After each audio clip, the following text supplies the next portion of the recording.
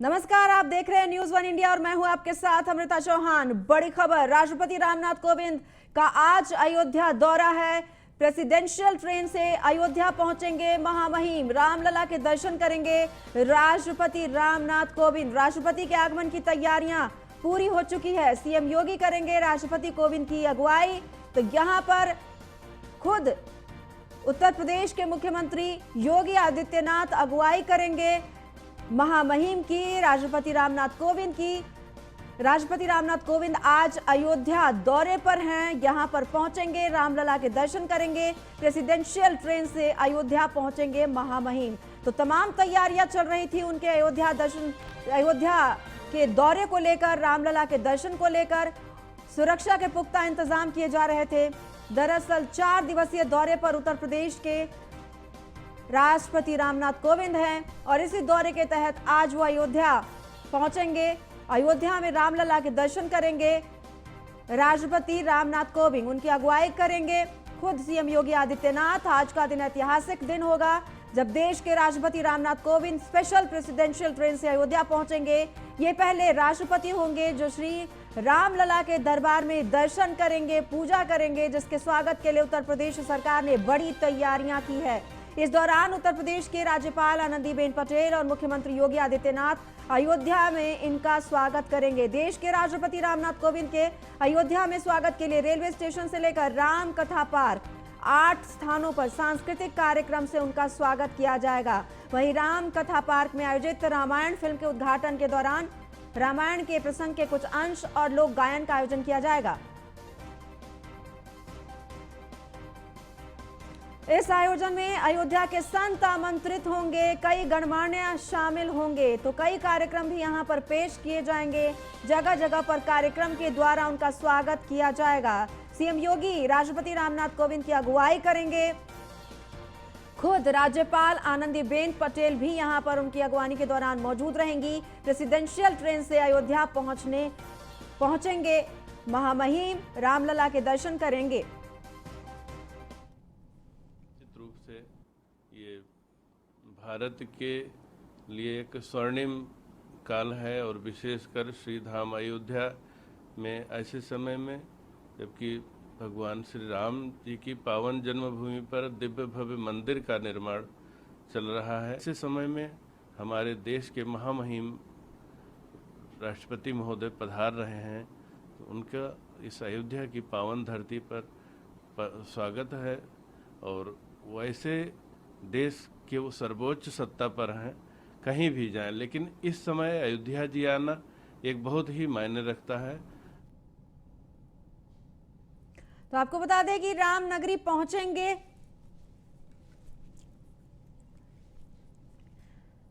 राष्ट्रपति के आगमन की पूरी तैयारियां हो चुकी हैं। इससे पहले सीएम योगी आदित्यनाथ खुद ही पहुंचे थे यहां पर तैयारियों का जायजा लेने के लिए। कई अधिकारी भी पहुंचे थे कार्यक्रम का जायजा लेने के लिए। और कितने कार्यक्रम यहां पर हैं, क्या कुछ होगा, ये भी हम आपको बताएंगे। मिनट टू मिनट कार्यक्रम सुबह 11:30 बजे रेलवे स्टेशन पर प्रेसिडेंशियल ट्रेन से वो पहुंचेंगे। यहां पहुंचने पर उनका जोरदार स्वागत किया जाएगा। राम कथा पार्क रामायण कॉन्क्लेव का शुभारंभ करेंगे। ये कार्यक्रम दोपहर 12 बजे से 1 बजे के बीच में होगा। लोक गायिका मालिनी अवस्थी रामायण सबरी की प्रस्तुति देंगी। अयोध्या पर आधारित फिल्म का प्रदर्शन होगा। इस दौरान 3 परियोजनाओं का लोकार्पण भी होगा। राष्ट्रपति रामनाथ कोविंद परियोजनाओं का लोकार्पण करेंगे। लगभग 2 से 3 बजे तक के बीच हनुमानगढ़ी पहुंचेंगे।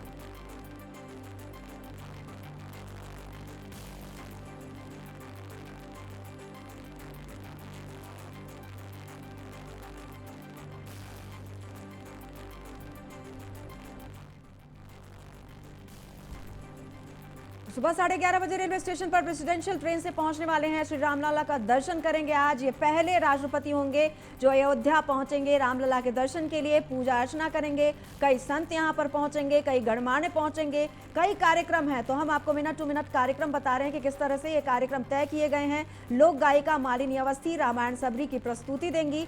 वो पहले से ही वो इसकी तैयारियों में लगी थी। अयोध्या पर आधारित फिल्म का प्रदर्शन भी यहाँ पर होगा। और इस दौरान 3 परियोजनाओं का खुद राष्ट्रपति रामनाथ कोविंद लोकार्पण भी करेंगे। राष्ट्रपति रामनाथ कोविंद कई परियोजनाओं का लोकार्पण करने वाले हैं। इसी कार्यक्रम के तहत लगभग 2 बजे से 3 बजे के बीच हनुमानगढ़ी भी पहुंचेंगे। श्री रामलला का दर्शन कर राम जन्मभूमि परिसर में वृक्षारोपण भी करेंगे, तो पेड़ भी लगाएंगे। यहां पर महामहिम आज अयोध्या के दौरे पर रहेंगे। महामहिम रामनगरी पहुंचेंगे, राममय होंगे, यहां पर रामलला के दर्शन करेंगे। खबर लखनऊ से, यूपी चुनाव के लिए बीजेपी का रोड मैप तैयार हो चुका है। हर घर बीजेपी नारे से अभियान की शुरुआत करेगी बीजेपी।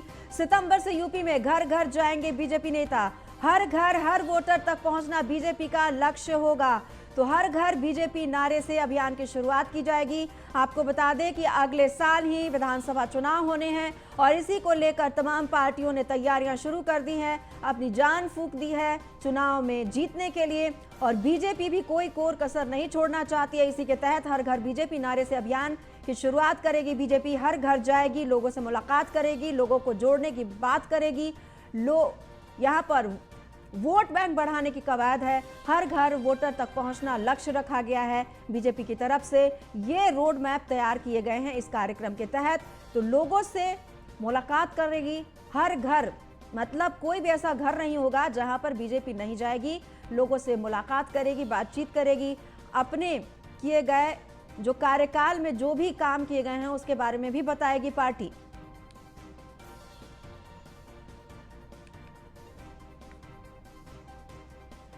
और नीलेश चौहान सीधे लखनऊ से हमारे साथ जुड़ गए हैं ज्यादा जानकारी के लिए। नीलेश, जो तैयारियां की जा रही है हर घर बीजेपी, इसमें क्या कुछ होगा, कितने लोग जाएंगे, कितने नेता होंगे? देखिए, बिल्कुल अगर हम उत्तर प्रदेश में होने वाले 2022 के चुनाव की बात करें तो उत्तर प्रदेश में जब 2022 में चुनाव होने उससे पहले भारतीय जनता पार्टी पूरी तरीके से चुनावी मोड में आ चुकी है। भारतीय जनता पार्टी के जितना भी शीर्ष नेतृत्व है, चाहे हम जेपी नड्डा की बात करें, बीएल संतोष की बात करें, अमित शाह की बात करें या प्रधानमंत्री नरेंद्र मोदी की बात करें, लगातार उत्तर प्रदेश की सियासत पर नजरें बनाए हुए हैं और खुद उत्तर प्रदेश में आकर लगातार कई घंटों तक बैठक कर चुके हैं। उनका साफ तौर पर कहना है कि भारतीय जनता पार्टी का हर एक कार्यकर्ता, हर एक नेता बीजेपी के जो हर घर वोटर का अभियान है उसको चलाएगा। अगर उत्तर प्रदेश की बात करें तो उत्तर प्रदेश के जितने भी नेता हैं, जितने भी पार्टी के कार्यकर्ता हैं, संगठन के लोग हैं, वो लगातार उत्तर प्रदेश की अलग अलग विधानसभाओं में जाएंगे और हर घर हर वोटर अभियान चलाएंगे। प्रत्येक घर तक जाकर वोटरों को उत्तर प्रदेश सरकार की जो योजनाएं उत्तर प्रदेश में चलाई जा रही हैं, केंद्र सरकार की जो योजनाएं उत्तर प्रदेश में चलाई जा रही हैं, उनसे अवगत कराएंगे। उसके अलावा और भारतीय जनता पार्टी के पक्ष में 2022 में वोट करने के लिए प्रेरित करेंगे। तो कहीं ना कहीं भारतीय जनता पार्टी पूरी तरीके से चुनावी मोड में है। उससे पहले कोई कसर छोड़ना नहीं पहुंचने वाला है आगामी चुनाव में इस कार्यक्रम के तहत? देखिए, बिल्कुल अगर हम आगामी चुनाव की बात करें और हर घर हर वोटर अभियान की बात करें तो कहीं ना कहीं जब नेता जनसंपर्क करेंगे, प्रत्येक घरों में जाएंगे, प्रत्येक वोटर से बात करेंगे तो इसका सीधा फायदा भारतीय जनता पार्टी को मिलेगा।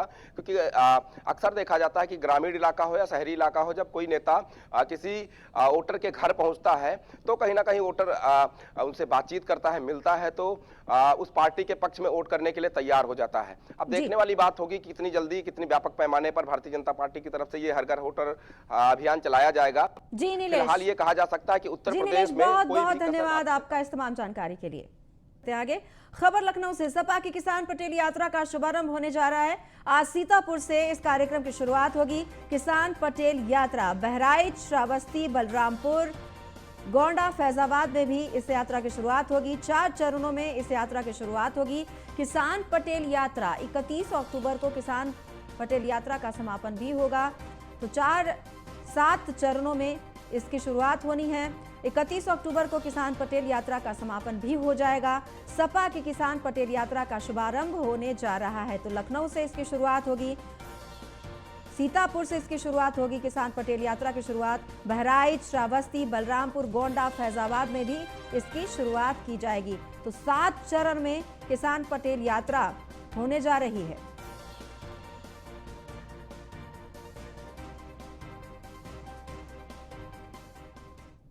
नीलेश हमारे साथ लखनऊ से जुड़े हुए हैं ज्यादा जानकारी के लिए। नीलेश, इधर सपा की भी तैयारियां जोरों पर है विधानसभा चुनाव को लेकर और आज वो यात्रा भी निकालने वाली है।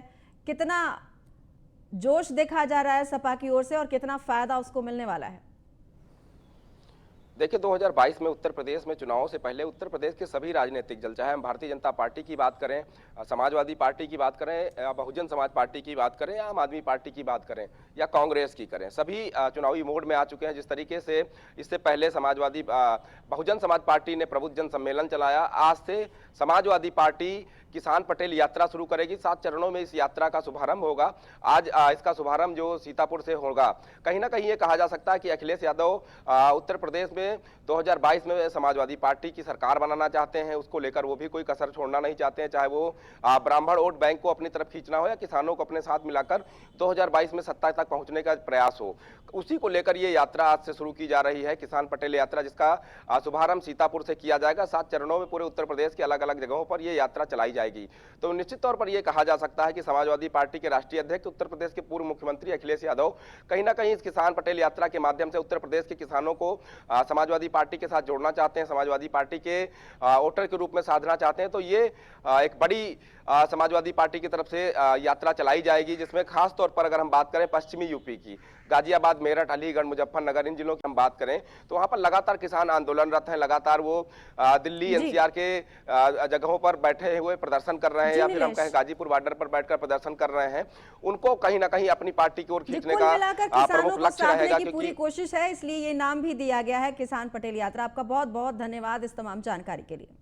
तो बढ़ते हैं आगे। उत्तर प्रदेश के विधानसभा चुनाव के लिए समाजवादी पार्टी ने बिगुल फूंक दिया है। पार्टी से नाराज और नेताओं को मनाने का अखिलेश यादव ने मास्टर प्लान भी तैयार कर लिया है। इसी कड़ी में पूर्व राजस्व मंत्री अंबिका चौधरी और मुख्तार अंसारी के बड़े भाई सिबगतुल्लाह अंसारी ने 2017 में एसपी से दूरियां बढ़ा ली थी, लेकिन अखिलेश यादव की मौजूदगी में दोनों नेताओं ने पार्टी का दामन एक बार फिर से थाम लिया है। देखिए ये रिपोर्ट। यूपी में चुनाव, एसपी का दिग्गजों पर दांव। यूपी का सियासी रण, अखिलेश का प्रण। अखिलेश का मैदान फतेह करने का मास्टर प्लान। एसपी में दिग्गजों का वापसी। उत्तर प्रदेश में विधानसभा चुनाव जैसे जैसे पास आते जा रहे हैं, समाजवादी पार्टी नाराज नेताओं के करीब आती जा रही है। 2017 विधानसभा चुनाव से पहले समाजवादी पार्टी से कई नेताओं ने अपना दामन छुड़ा लिया था, लेकिन 2022 विधानसभा चुनाव के मद्देनजर समाजवादी पार्टी उन नेताओं को अपने पाले में ला रही है। विधानसभा चुनाव से पहले समाजवादी पार्टी के पारिवारिक कलह को लेकर पूर्व राजस्व मंत्री अंबिका चौधरी की एक बार फिर समाजवादी पार्टी में वापसी हो गई है। मेरे लिए आज का दिन मेरे पुनर्जन्म की तरह से है।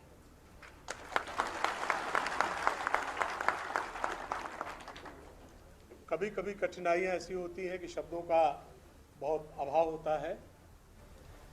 मैं आज पुनः उस स्थिति में हूं जहां मैं आपसे अपनी कोई बात कहना चाहता हूं, लेकिन मेरे लिए शब्दों का बहुत अभाव है।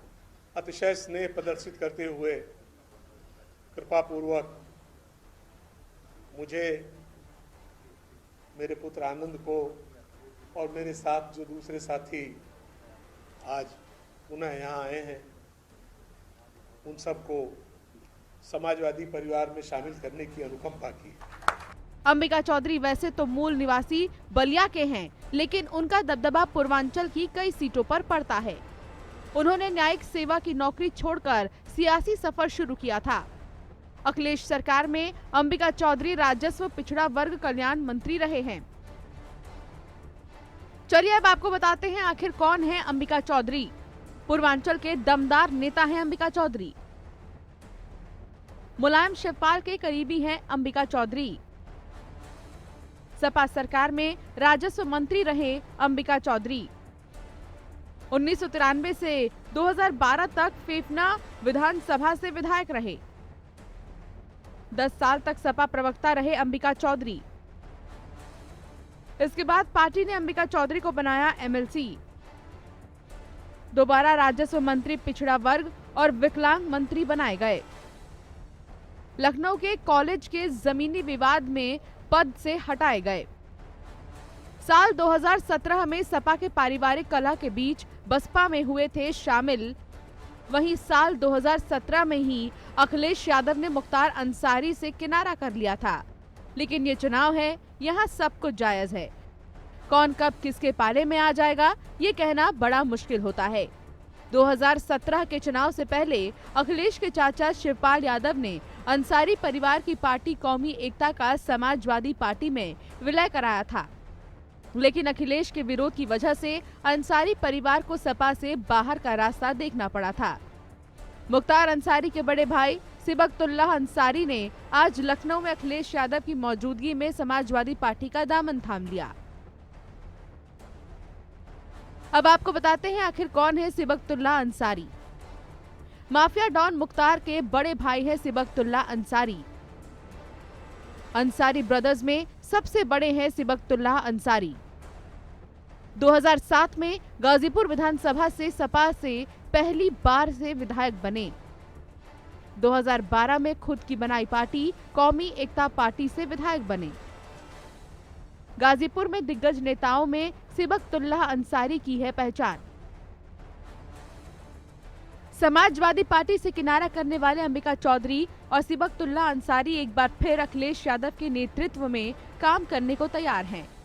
खबर तो ये भी है कि पार्टी से नाराज कुछ और नेता फिर से समाजवादी पार्टी का दामन थाम सकते हैं। इसलिए मुझे खुशी है, आने वाले समय में उत्तर प्रदेश की जनता परिवर्तन चाहती है, उत्तर प्रदेश की जनता बदलाव चाहती है, उत्तर प्रदेश की जनता विकास के रास्ते पे चलना चाहती है, खुशहाली के रास्ते पे चलें। हम आपको भरोसा दिलाते हैं, आपके जुड़ जाने से समाजवादी पार्टी को और ताकत मिलेगी और मजबूती मिलेगी। 2022 के विधानसभा चुनाव को लेकर अखिलेश यादव अपने पुराने सुरमाओं को नए योद्धा के तौर पर पेश कर मैदान फतह करने की तैयारी में हैं। Bureau report, news 1 India.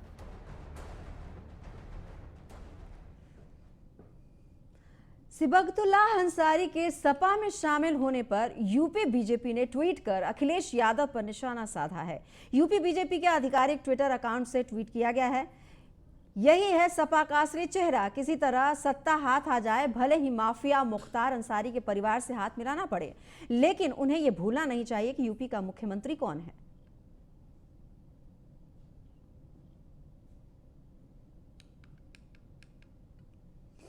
खबर गाजियाबाद से, जहां के इंदिरापुरम थाना पुलिस और साइबर पुलिस की संयुक्त कार्रवाई में 3 शातिर अपराधियों को गिरफ्तार किया गया है। पुलिस के मुताबिक आरोपी अपने आप को ईपीएफ अधिकारी बताकर फोन दिलाने के नाम पर लोगों से ठगी करते थे। आरोपी अब तक 1 अरब रुपए का फर्जीवाड़ा कर चुके हैं। फिलहाल आरोपियों के कब्जे से पुलिस ने छोटे मोबाइल फोन, 33 एटीएम और पैन कार्ड, आधार कार्ड समेत कई सामान बरामद किए हैं।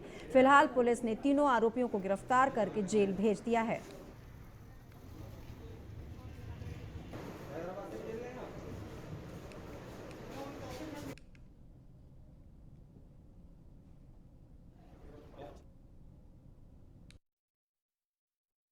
वरिष्ठ पुलिस अधीक्षक महोदय के द्वारा चलाए गए 420 के अपराधियों के विरुद्ध अभियान के तहत आज इंदिरापुरम पुलिस और साइबर सेल के माध्यम से ठगी करने वाले बड़े गैंग का खुलासा किया गया है, जिसमें 3 अपराधियों को पकड़ा गया है, जो उनसे 14 मोबाइल फ़ोन, 33 एटीएम और पासबुक, आधार कार्ड, तमाम ये सामग्री जो वो लोग फ्रॉड में यूज करते थे, उसको बरामद किया गया है। वरिष्ठ पुलिस अधीक्षक महोदय